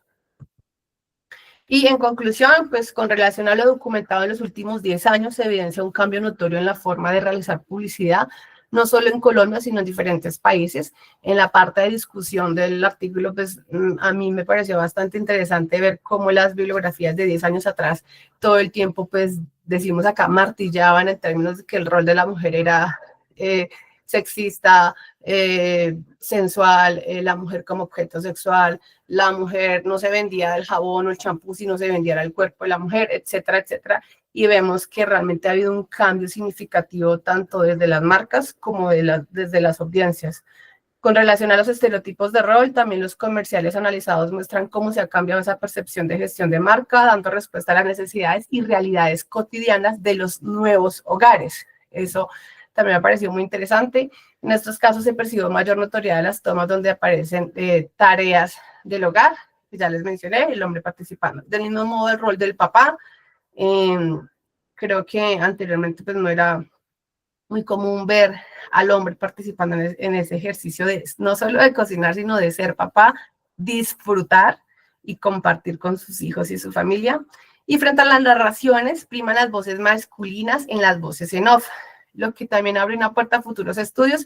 Acá quedó como el puntico para revisarlo en otros ejercicios, ya que hay algunos artículos donde mencionan que pues esto es parte de la, digamos que casi que dice que discriminación, donde priman las voces en off. Habría que tener una muestra un poco más amplia en algunas categorías como tecnología, vehículos, todo lo que son videojuegos, donde pues realmente como fueron 13 categorías las que seleccioné, obviamente la muestra por categoría es pequeña porque fueron 50 spots, y acá sí habría que hacer un ejercicio un poco más amplio para ver si esas categorías que de una u otra manera se asocian más a lo masculino realmente tienen, digamos que esa estereotipación de rol, gamer, tecnología, vehículos, a que la voz en off sea masculina y no necesariamente femenina.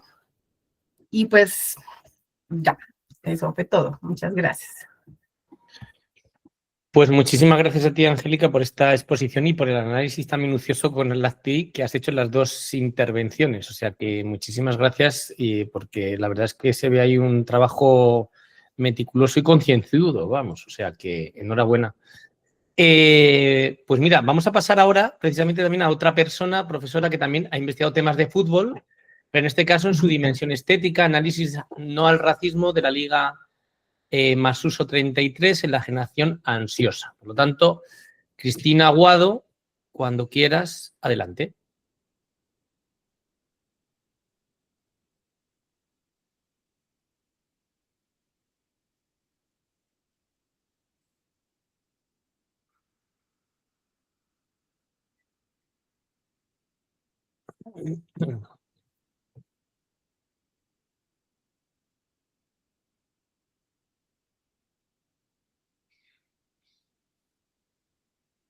No se te activa el micrófono.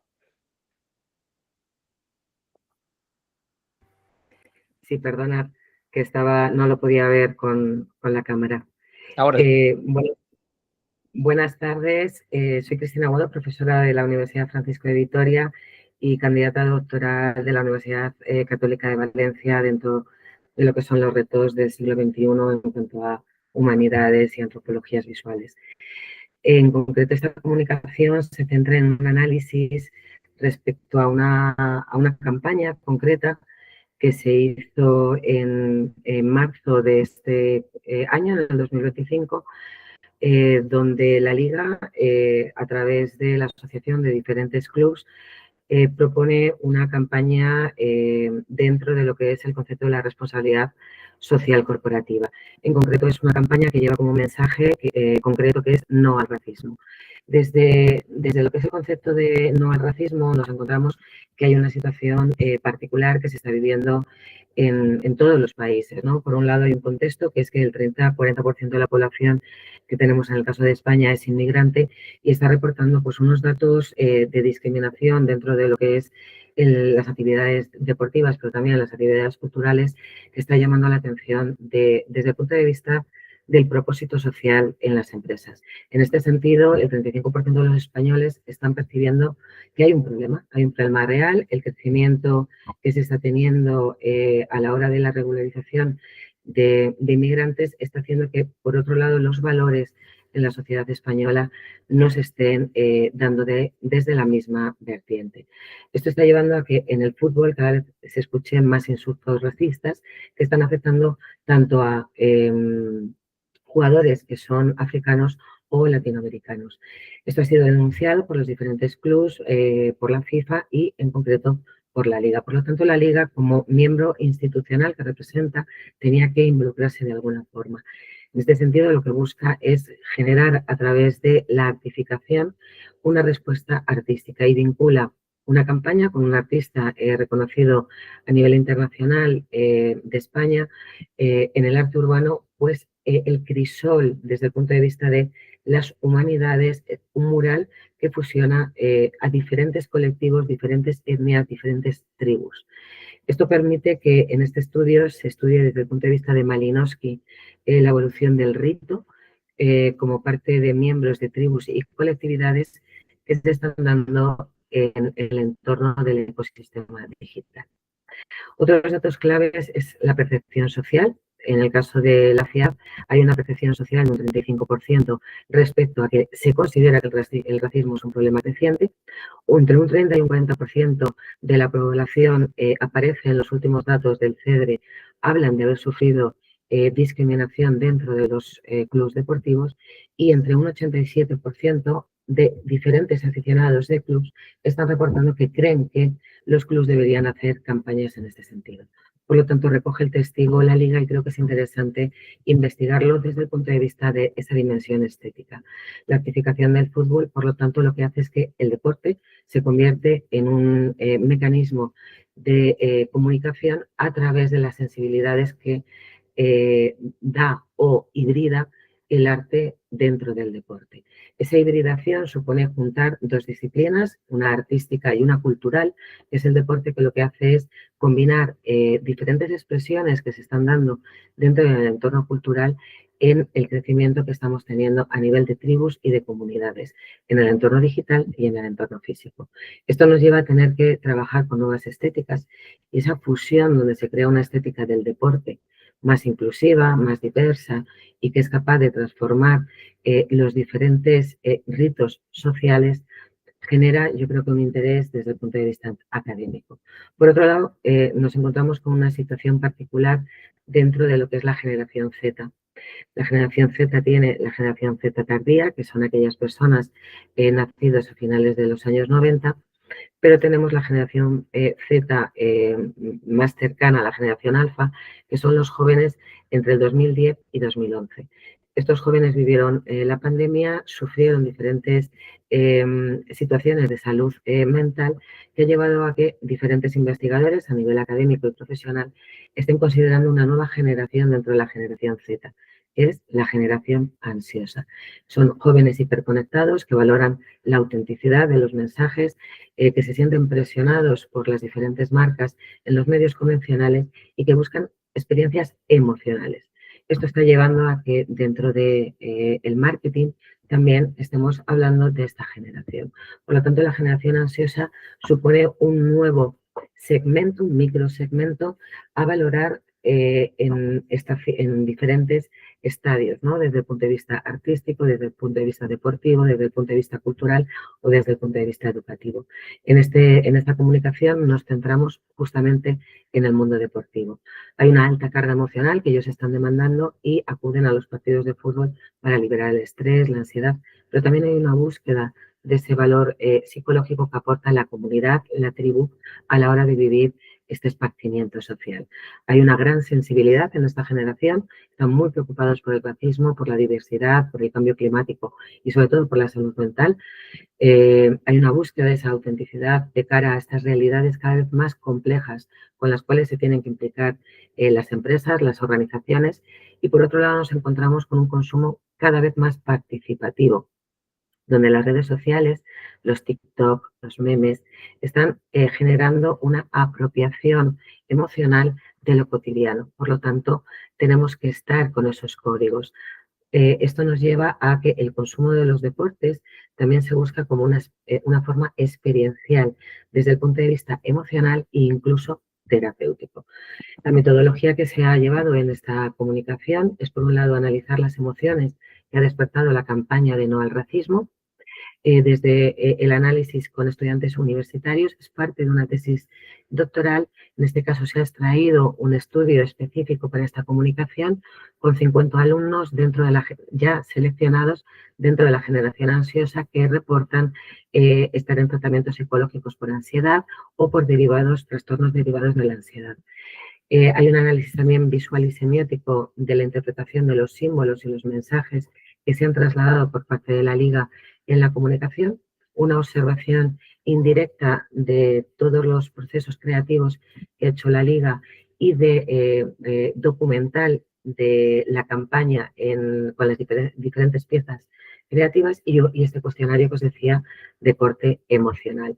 El enfoque lo que nos permite, por lo tanto, es valorar dimensiones de la responsabilidad social, dimensiones desde el punto de vista de la construcción de la comunidad, de la identidad, de la acción simbólica y ver cómo permea, en este caso, en el arte, a través del arte, las emociones, buscando justamente que esta palabra se cumpla, ¿no? El no al racismo dentro de esta generación.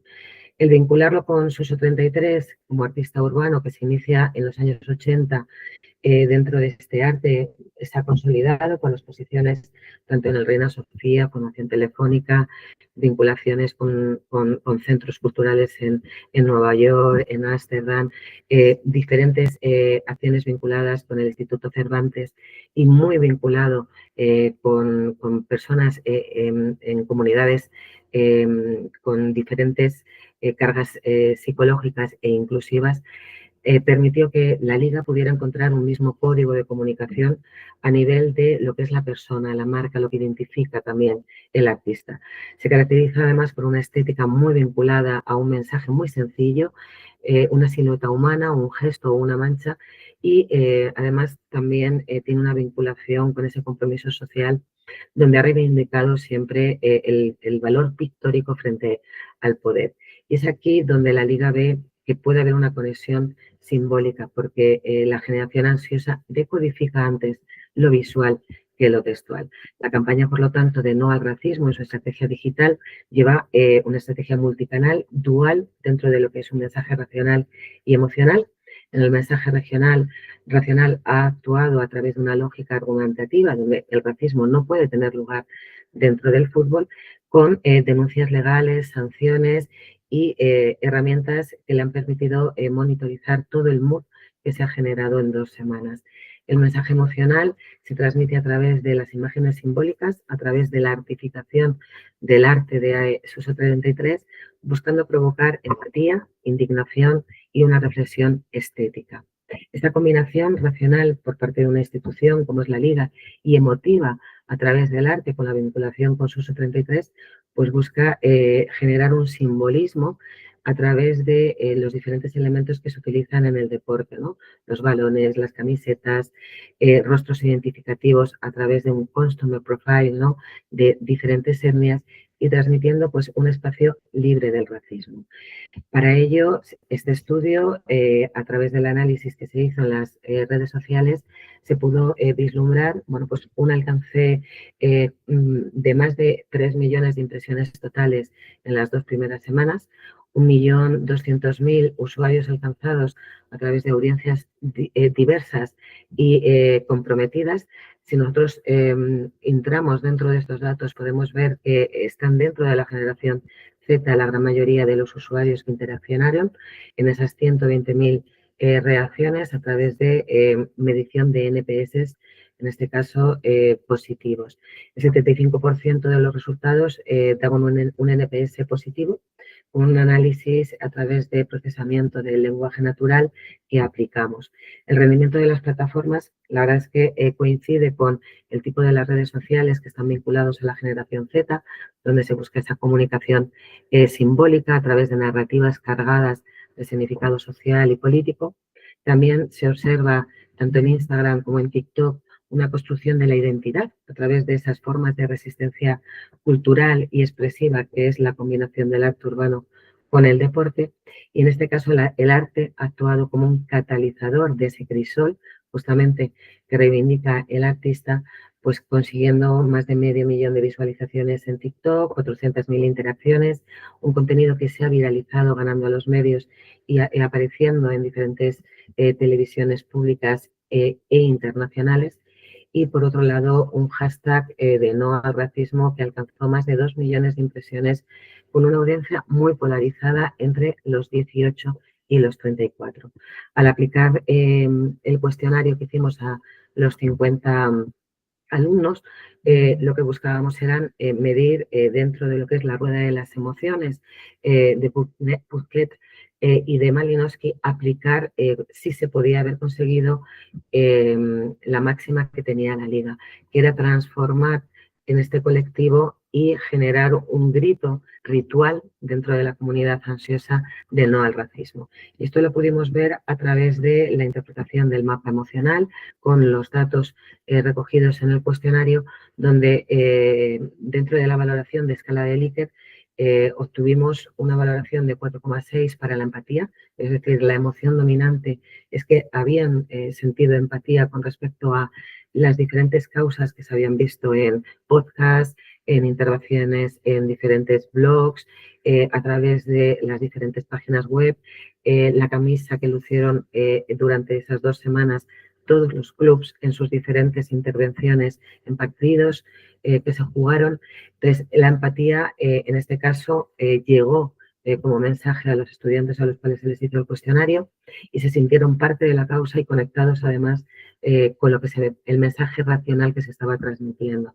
Por otro lado, la esperanza es una de las sensaciones que más aparecieron dentro de la rueda de emociones que medimos, en la cual la sensación de superación colectiva, donde bajo el rito de no al racismo lo podemos conseguir, había una gran posibilidad de cambio en esta transformación social que grita esta generación, buscando una respuesta movilizadora y convirtiéndose en trending topic el hashtag.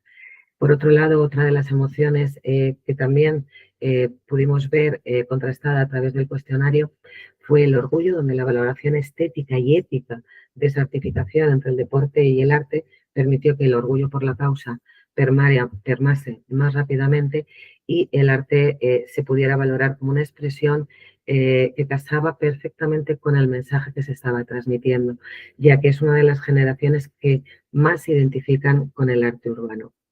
El arte, por lo tanto, de Suso 33 actuó como un mediador, emocional que permitió pues, que estos temas se pudieran procesar a nivel de cortes cerebral más ágilmente por esta generación, donde temas que son duros muchas veces de tratar los dejaron entrar, los interiorizaron y desde ahí se pudo modular emociones tan complejas como puede ser la tristeza, la empatía o la esperanza.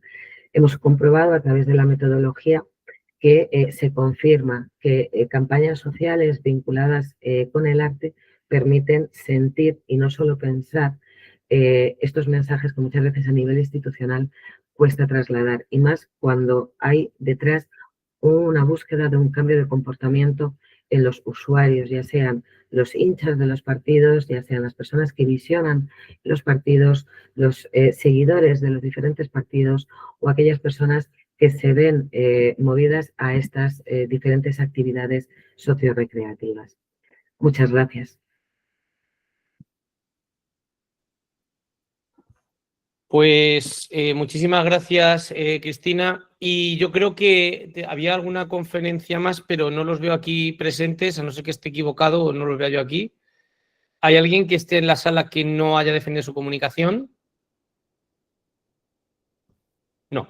Vale, pues lo dicho, si no es el caso, esta tarde recibiréis los diplomas y en el plazo no más de 15 días recibiréis el libro, porque está en imprenta, o sea que hoy he estado hablando con la gente de McGraw Hill y me comentaban eso, que está en imprenta y probablemente pues en esta semana me lo facilitarán y os haré llegar el correspondiente libro en formato digital, ¿vale? Y nada más, muchísimas gracias, aunque no son muchas las comunicaciones, pero sí que son de gran valía.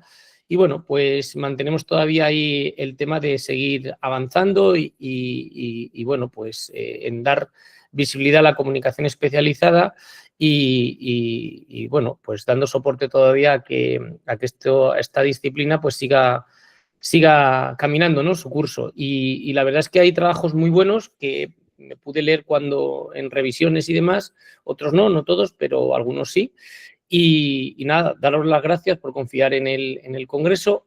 Comentaros que otros que estamos organizando, que me imagino que os habrá llegado información, es el de Conred, de redes sociales, que se celebra en Zaragoza presencial, y luego también el de investigadores audiovisuales. El de investigadores audiovisuales, los artículos podéis postular para que entren dentro de la revista Prisma Social, que es un Q3 de Scopus.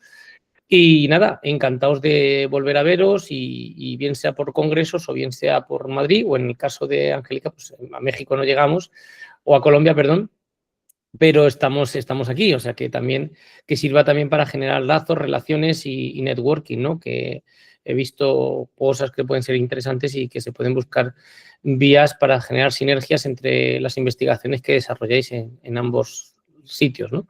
Dicho lo cual, nada más, muchísimas gracias a todos y estamos en contacto, ¿de acuerdo? Muchas gracias, feliz día para todos. Gracias.